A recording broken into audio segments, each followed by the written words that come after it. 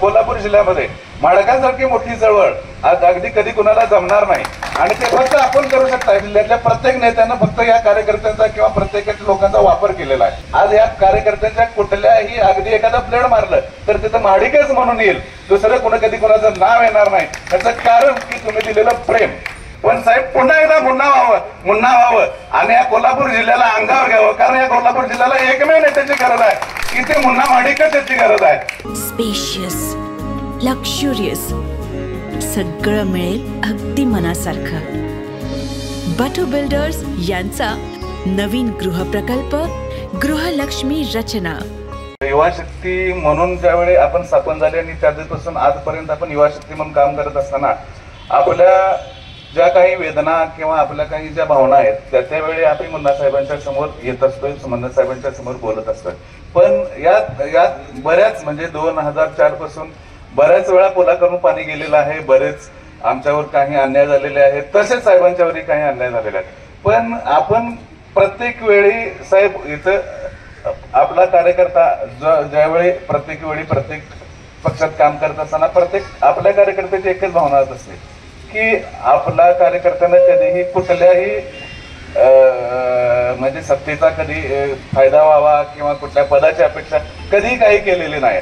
फक्त आणि फक्त मुन्ना साहेब आणि मुन्ना साहेब म्हणूनच आजपर्यंत कार्यरत राहिलेले आहेत। आणि या माध्यमातून आज आपण सर्वजण गडिंग्लज मध्ये असतील किंवा कागल विधानसभा मध्ये मतदारसंघामधले असतील सर्वजण आपण एकत्र आलेलो आहेत। या अनुषंगानं आज अगदी साहेब मला अगदी काही गोष्टी सांगण्याचे म्हणजे लहान तोंडी मोठा घास म्हणून काही बोलतोय की या कोल्हापूर जिल्ह्यामध्ये माडकांसारखी मोठी चळवळ आज अगदी कधी कुणाला जमणार नाही आणि ते फक्त आपण करू शकता। चळवळ म्हणण्याचा उद्देश इतकाच आहे साहेब की आज तुमच्याकडे जे या युवकासाठी असणार किंवा समाजासाठी असणारी जी बांधून म्हणजे एक भावना आहे ती कुठल्याही नेत्याकडे नाही आहे साहेब।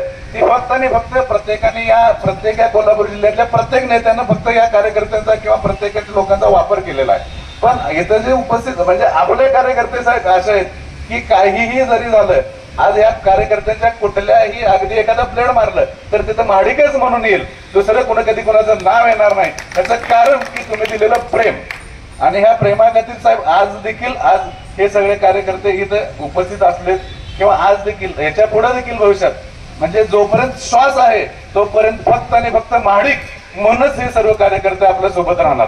फक्त आज काही जणांना वाटत किंवा ह्याच्या पूर्वी काही जणांच्यावर काही अन्याय म्हणण्याचा उद्देश एवढाच आहे साहेब की आपण आपल्या ज्या राजकीय परिस्थितीनुसार काही गोष्टी आपण घेतलेले निर्णय त्या निर्णयाशी सर्वजण पाठीशी राहत असताना काही वेळेला आपण अगदी राष्ट्रवादीमध्ये काम करत असताना आपण कधीही आपण त्या पक्षात काम करत असताना त्या पक्षातल्या कधीही कार्यकर्त्यांना आम्ही कधी दुखवलेलं नाही किंवा कधी म्हणजे येवन साहेब इथेपर्यंत सांगायचं तर त्यांच्या घरची भांडी देखील आपण धुतलेली आहेत इलेक्शन मध्ये। पण त्या लोकांनी कधीही आम्हाला म्हणजे हा माडिक म्हणून त्यांना कधी कुठल्याही एखाद्या कार्यक्रमात असू दे किंवा एखाद्या गावच्या सभेत असू दे किंवा एखादा उल्लेख म्हणजे आम्हाला बोलवायचं तरी राहू दे किंवा की बाबा आज राष्ट्रवादीच्या विरोधात म्हणून आमच्या माडकांच्या म्हणजे आम्हाला बोलवायचं नाही किंवा एखादा कार्यक्रम घेत असताना विनाकारण डावलायचं, त्याचा कुठेतरी आपल्या कार्यकर्त्यांना याचा त्रास होतोय साहेब। हा कुठेतरी आम्ही नेते म्हणून या गोष्टीचा कुठेतरी सारांश थोडाफार विचार होणं गरजेचं आहे। त्याचबरोबर अगदी म्हणजे छोटे बोलायचं, मी आता काही जास्त बोलणार नाही, 2 मिनिट बोलतोय की ज्यावेळी मुन्ना माडिक म्हणून जे होतं त्याच्यानंतर धनंजयजी माडिक जो झाल्यानंतर थोडस जी सॉफ्ट भूमिका आहे ती मला वाटतं तालुक्याला झालं म्हणजे या जिल्ह्याला थोडासा म्हणजे वाटतंय की आता धनंजयजी माडिक झाले म्हणून धनंजयजी माडिक थोडस सगळं सहन करतात। पण साहेब पुन्हा एकदा मुन्ना व्हावं आणि या कोल्हापूर जिल्ह्याला अंगावर घ्यावं, कारण या कोल्हापूर जिल्ह्याला एकमेव नेत्याची गरज आहे की ते मुन्ना माडिकच याची गरज आहे।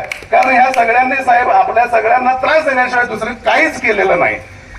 कारण प्रत्येक वेळी जसा त्रास आम्हाला झालाय तसा त्रास तुम्हालाही झालाय, म्हणून आम्हाला वेदना समजतात। पण साहेब आपण आता कुठेतरी झाल झालं पाहिजे आणि या सगळ्यांना पाणी पाजवलं पाहिजे एवढंच मी सांगतो आणि थांबतो। जय हिंद, जय महाराष्ट्र।